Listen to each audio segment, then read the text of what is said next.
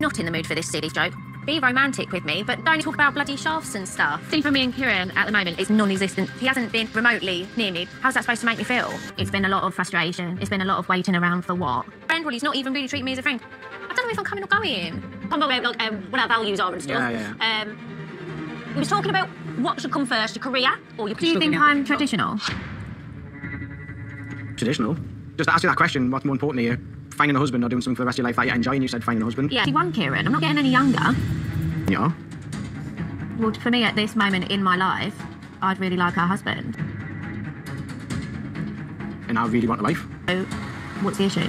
I've got my life at home that I'm really happy about. I've got my business.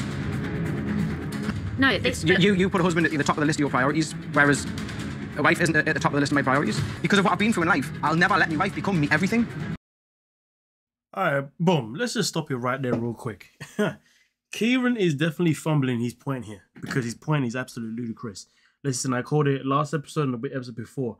The matter of fact is this man has changed his mind, okay? He just does not want to be there.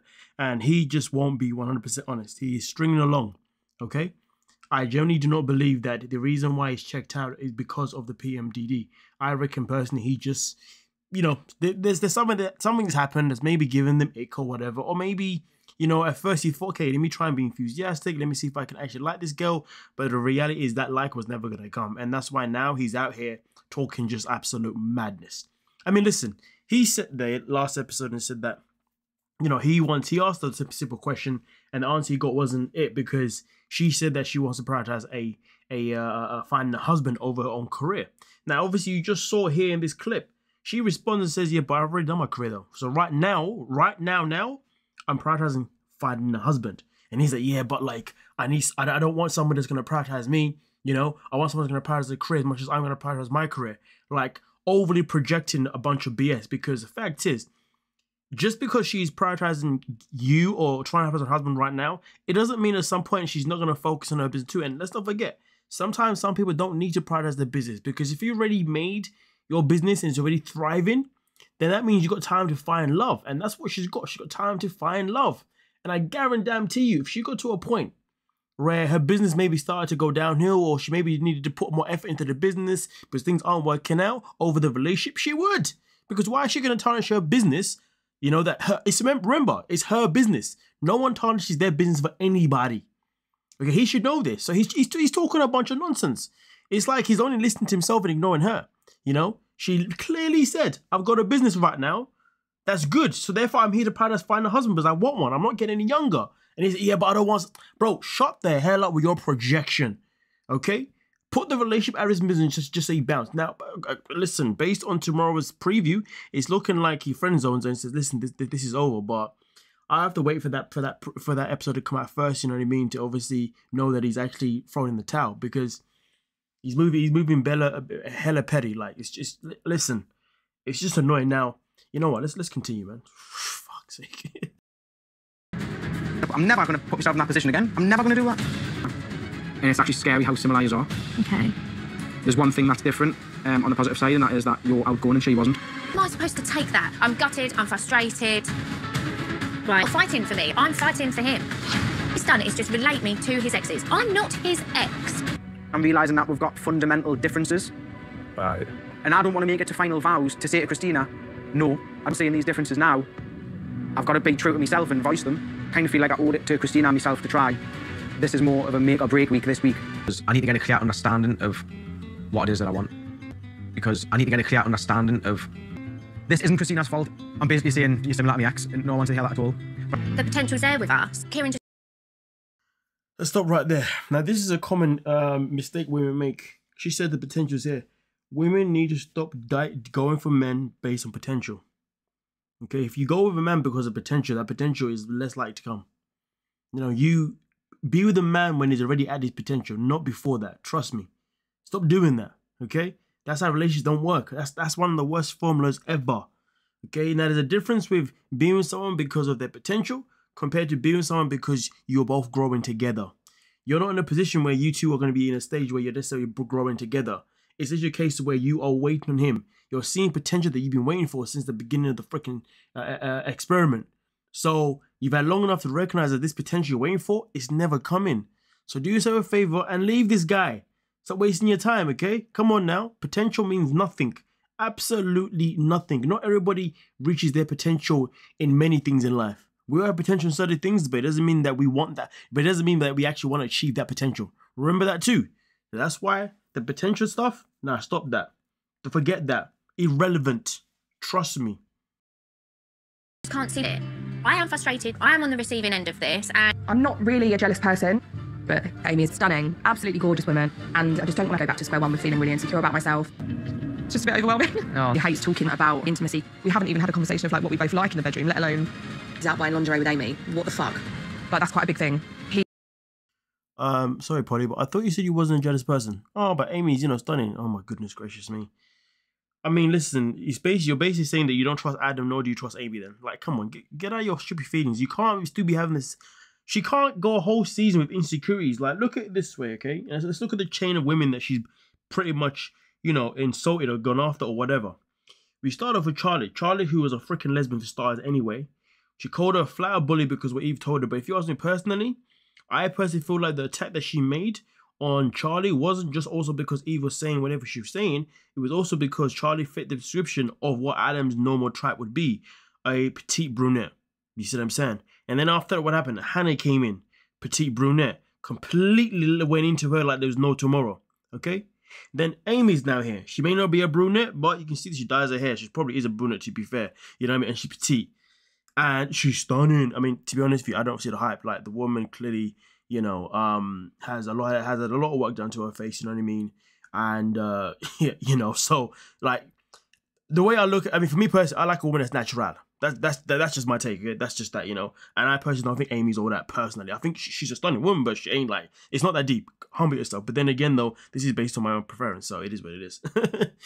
But the bottom line is that she is always jealous of every single petite woman that comes in the show, pretty much, who basically symbolizes a brunette too. And that's the reality. That's why you're being paranoid. That's why you're being jealous. And it's got to stop. You got to stop. But here's the thing, though. Here is the kicker, though. What did Alex say to you? Alex said that you have said you have been asking for the bare minimum. Bare minimum. Now let's play the video. Let's bear that in mind. He is only doing this because he's with Amy, not off his own back. Oh, so that's actually, like, I'm shaking. I actually don't. Oh. The stuff that he's doing with Amy, he's never done with me. That is what's really throwing me the most. Amy, I definitely think that she got into his head a little bit and had some input. So I feel like it needs to be unpacked with him a little bit more. He obviously helped you. I did most of it, but Amy had my back. Yeah, you had a jolly old time. A text from you, I'm not gonna lie, I actually felt sick. Really? In my head, it was like, you're buying lingerie with Amy. I was just like, had really mixed emotions about it, and I was trying to see positives, but then I feel like there's a lot of negatives that you were doing. It's so confusing. Like, my head is, I'm not gonna lie, it's fucked. I have my comfort zone to go get these gifts for Polly, but it just feels like it's just not enough for her. I wanna cry. Why? I don't know. I haven't really known where I've stood with Adam for the last couple of weeks. It'd be nice for more deeper compliments, a bit more physical touch and PDA, to then have something like this. Using. I don't know what he wants. Sorry. I think that's fair. So let's go back to the bare minimum. You see how she listed it as, I just want PDA, da-da-da-da-da. Imagine you're this far into the experiment and you're still asking for the bare minimum. Okay? Let's just put that out there. Okay? And that's why, of course, when Alex said what he said, it obviously hurt her. You know what I mean? So the grand scheme of it is this. You're jealous, one, because Amy was skinny or petite, whatever. You're two, now obviously upset that he hasn't gone out and done these things, which technically speaking isn't a bad thing. The fact that he's gone out there and he's gone out of his comfort zone, very key point here, comfort zone, to this place, maybe he's been inspired to want to go out and do these things with you at some point. Fair enough, it may not be the first time he did it with you, and I get that frustration, but humble yourself. If you want this relationship to work, you will humble yourself. You won't act like a little brat. You know what I mean? And that's just the grand scheme of it. This woman has done nothing but just embarrass herself. But at the end of the day, the root to all of her problems in this relationship, to be honest with you, isn't even the fact that there's been women that have come in that are his type or anything like that per se. And it's not even the case where she's been jealous of them for the right reasons. It's been nothing but a projection to the fact that she's in a relationship where she's not getting what she wants. And she's only been getting the bare minimum. And even when she gets the bare minimum, it's obviously not going to be enough, because still having the bare minimum at this stage in your relationship is clearly never going to be enough for nobody. So the grand scheme is this. Just like her friend Holly should have done a long time ago, she should have just left a long time ago. Holly stayed in there for whatever reasons, you know, and then she ended up having a freaking breakdown, nonsense, garbage, malarkey, da-da-da-da. End of the day, Polly's doing the same goddamn thing. You know, she knows that this man isn't giving her exactly what she needs, exactly what she desires, and exactly what she wants, but she just wants to stay on the show because she just doesn't want to look like a freaking quitter. You know what I mean? And maybe she does believe that she can change this man's ways, which is absolutely ludicrous. But at the end of the day is this: nobody should be in a relationship when you are only receiving. Not even that. No one should be in a relationship when you have to ask for the bare minimum. If you're asking for the bare minimum in a relationship, bruh, you need to leave. Now, there's a difference with asking and having a conversation. Now, of course, if you're having a conversation at early stages and you're talking about the things that you both like and you appreciate, that's different, because you're not asking, you're just telling that person. Do you know what I mean? You've been asking for these things week in and week out. Like, yeah. It is very nice and sad, bittersweet at the same time, because, you know, as much as Lacey's relaxed around me, and it reminds me of what I can't do yet with my wife. Like, as stiff as a scaffold board. Oh, really? Yeah, she's like a plank of wood. With time, Amy will loosen up enough for me to actually be able to relax and maybe inject more fun, more friendly stuff. And I'm being honest with myself, there was probably a bit of jealousy that my girl wouldn't dance with me like that. He was a little bit envious. He wanted, you know, that in his relationship with Amy. But he's been saying different to her that it's taken me by surprise, you know. I just felt like it was a bit of a dig towards Amy. Now, I will say this, based on the preview for the next episode, looks like Lacey goes and snitches. Lacey has definitely been getting a little bit messy these days, you know? She's definitely been opening her mouth.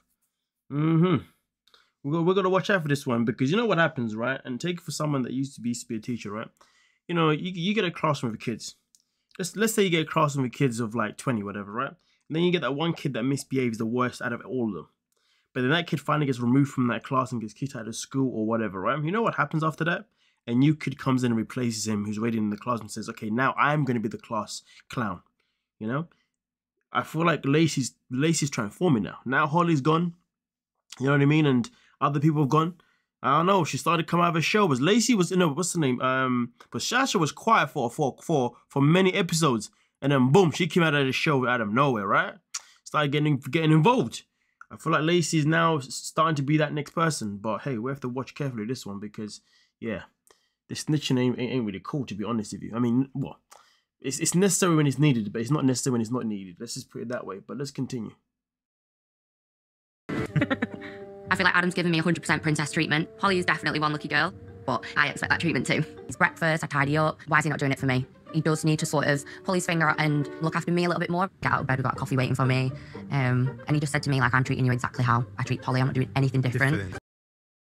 Let's just bear this in mind, that the fact that Amy compliments Adam is crazy, because she's saying that Adam is doing he actually does. He's basically saying that Adam probably does do a few things more than Polly actually recognizes. That's actually good, but she's just not picking up on them. And the reason why she's not picking up is because she's not getting, it's because obviously Adam isn't showing her care and love, obviously, where she needs it, which is understandable, which is why she needs to bounce. Yeah. Well, so you didn't have your usual breakfast, you had something different, because you usually have bran flakes, do you? Breakfast, you had something different, because you usually have bran flakes, do you? Yeah, just because it's like quick though, but Amy's delivery. It's kind of mad, because you know what he did there? I know he's going to say it now, but what he did there, he kind of picked out at the point. He's saying that, okay, so you're coming here telling me that this guy's making you this, and that in the morning. But the thing is, though, all you have in the morning usually is just brown cakes. So why are you trying to ask for a standard that you don't even provide yourself? I mean, it's got a point, though. How are you here talking about this guy was making you poached eggs and all that kind of stuff in the morning, when in the morning, usually you just make us flipping brown flakes or whatever, brown flakes, whatever, you know what I mean? But now you're basically saying that you want me to do the same thing that he does, but you don't even do that anyway. Like, humble yourself. Now, I'm happy that he caught out on that one, because she's moving mad, because what she's done is she's gone and seen how someone else is being treated and thought, oh, I want that too. When in reality, that idea never crossed her mind in the first place, and nor did it ever cross her mind that she actually wanted him to wake up in the morning and give her princess treatment. I guarantee you, she was more than happy to get up in the morning and do all those little things that she was doing. Why? Because she was doing them without no complaints, without even flinching. She's moving mad. She's one of those people that when she sees somebody else getting a certain treatment, she just wants it too. You know, I've got to have it too, you know. I'm a princess. Now, humble yourself. I like the way he caught that, because what he says next tells me that he caught onto that. though, but Amy's delivering this news to me is a bit kind of rub it in your face a little bit. Oh, look, me and Adam get along so well. With all the stuff that you don't get with me, I'm getting with Adam. me and Adam shared a bed together. Yeah. You're fine about me and Adam sleeping in the same bed. She's, oh my god, I felt like she was trying to gaslight him, to be honest with you. She was like, yeah, we slept in the same bed, and then goes, so but you're fine. She didn't even ask him. She was telling him that you're fine. Yo, excuse me, you're telling me how I should feel. Are you mad? And I would have never let him sleep on the sofa. It felt too bad. There's a butthurt feeling. Amy telling me, me and Adam share the bed. I don't know which way to turn to. It's just confusing. Now, I am very disappointed that he didn't tell her the truth, though, to be honest with you. Luke needs to actually be honest about how he's actually feeling rather than saying, you know, things that he thinks that she wants to hear. And to be honest with you, the fact that he keeps saying things that she may want to hear and he keeps reacting in such a calm way tells me a few things. Either one, he hasn't got a backbone, or two, he generally will tell women what they want to hear because he feels it's what's going to guarantee him, you know, that action in the bedroom. It could be one of those two things, or it could be something completely different. But as far as I'm concerned, man should be standing on his freaking business. You know, he needs to be honest with her. He needs to say to her, no, I actually wasn't happy with you sleeping in the same bed as Adam. She might have even been testing him. She might have even been testing to see if he was going to get jealous. Maybe she's actually noticed that he holds back quite a lot. So now she's trying to antagonize him a little bit to see if you can get like a reaction out of him. You never know. That may be her actual plan, you know? And it's a bit toxic, but I get it, you know? But at the end of the day, yeah, this guy needs to bite. He needs to let her know, like, his boundaries, you know? He needs to let her know the law. He can't keep agreeing and blah, blah, blah, blah every single time she says something that he knows he actually isn't happy with. That's just unnecessary and empathetic. Bro, you're clearly not happy in this relationship. So therefore, speak your actual true mind rather than being flirty with all this sex cringe nonsense that's clearly getting you nowhere in your relationship. Anyway, with that being said, I'm done. I'm out. Thank you so much for your time. Peace.